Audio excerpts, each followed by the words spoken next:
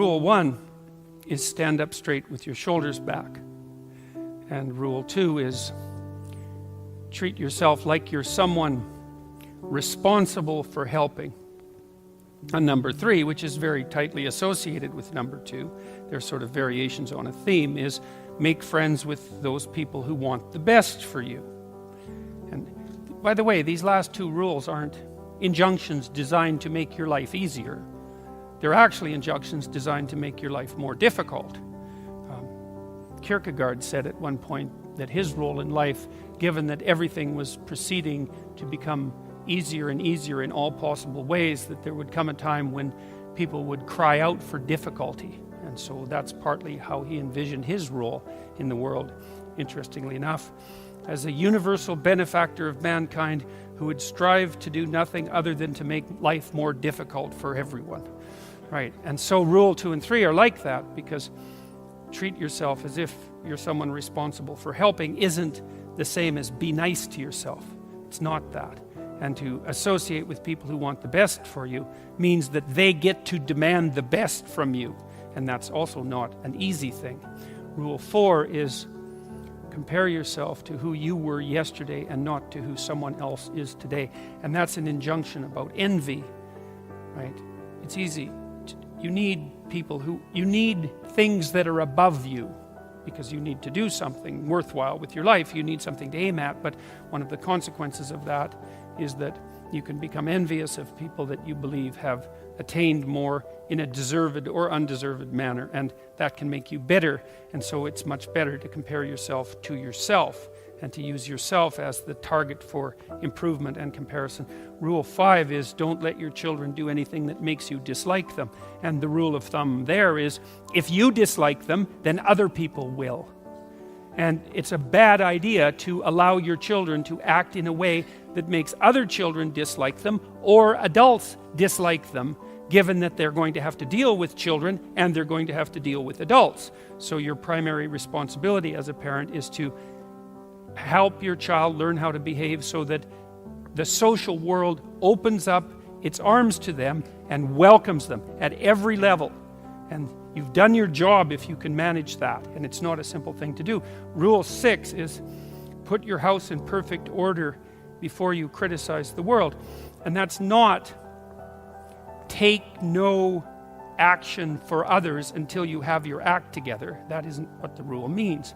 It means that bind your ambition with humility and work on what's right in front of you that you will suffer for if you get wrong before you engage in the large-scale transformation of other people. Rule 7 is do what is meaningful and not what is expedient.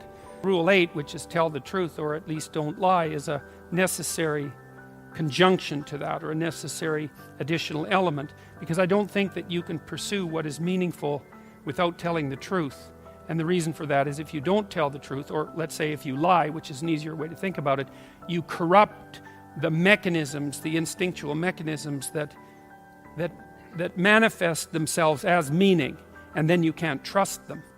And that's a very bad idea. So the fundamental reason to not lie is because you corrupt your own perceptions if you lie. And when you corrupt your own perceptions, then you can't rely on yourself. And if you can't rely on yourself, then, well, good luck to you.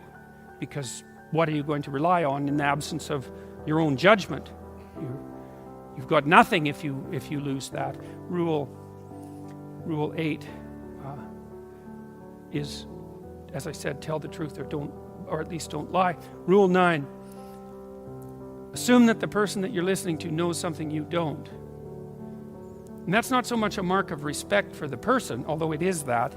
It's a mark of recognition of your own unbearable ignorance. You know, one of the things you have to do in life, you have to decide what's more important, what you know or what you don't know. First of all, there's a lot of what you don't know. And so if you make friends with that, if you decide that's important, then, well, that's a good thing, because you're going to be surrounded by what you don't know your entire life. And so if you're appreciative of that, then that's going to make things go better for you.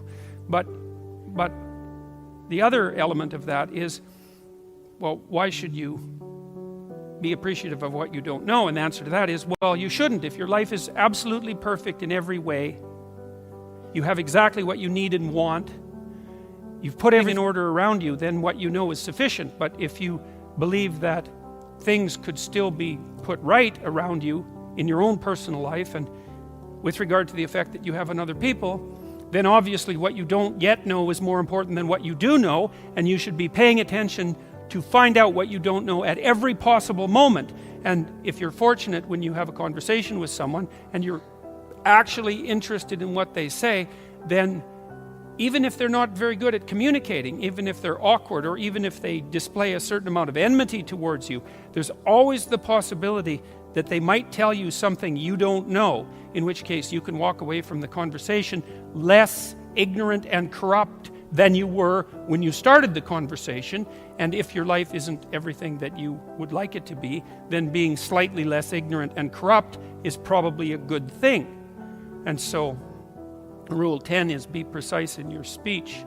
And that's an observation, I would say, that's a variant of a New Testament injunction, which is, or maybe a description of the nature of the world, which is knock and the door will open, and ask and you will receive, which is a very strange theory, let's say, but which I would say is far more in accordance with what we know about the psychology of perception, let's say, than you might imagine, because it is the case that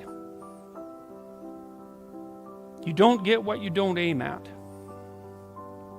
You might get what you do aim at, and your aim might get better as you aim as well, which is something to consider. Rule 11 is don't bother children when they're skateboarding, and that's actually a discussion of courage, of encouragement, more specifically.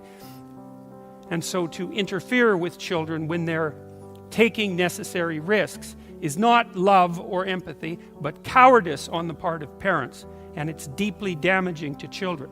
And I can tell you, as a clinical psychologist, I've never had a client come to my office in all the hundreds of encounters I've had with people in my office. I've never had a client say, my parents made me too independent. Right, that hasn't happened once. Right, now, my parents made me too dependent, or I conspired with my parents to perpetuate my dependence. That happened all the time. So there's a rule of thumb which I think is a good one, which I believe is often applied in nursing homes by people who work in nursing homes, which is of course a very difficult job. And the rule is, do not do anything for anyone they can do for themselves. And the reason for that is that it's a form of theft.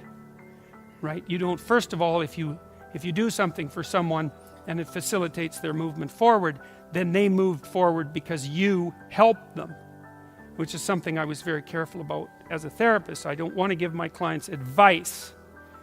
First, it might fail, in which case they are going to pay for my advice. And second, if it succeeds, then I get to be the successful one. And I don't want to steal the success from my clients. That's a bad idea.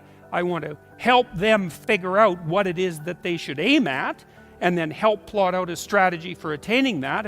But I want to ensure that it's their destiny, not something I'm imposing. So one of the things you want to do with your partners, your spouse, your husband or wife, and also with your children, is to listen to them so that you can figure out what their problems are and figure out with them, because they're going to figure that out by communicating, and then perhaps aid them in the development of a strategy. But you have to ensure very carefully that you're not imposing your own structure in a manner that's going to steal from them what's rightfully theirs.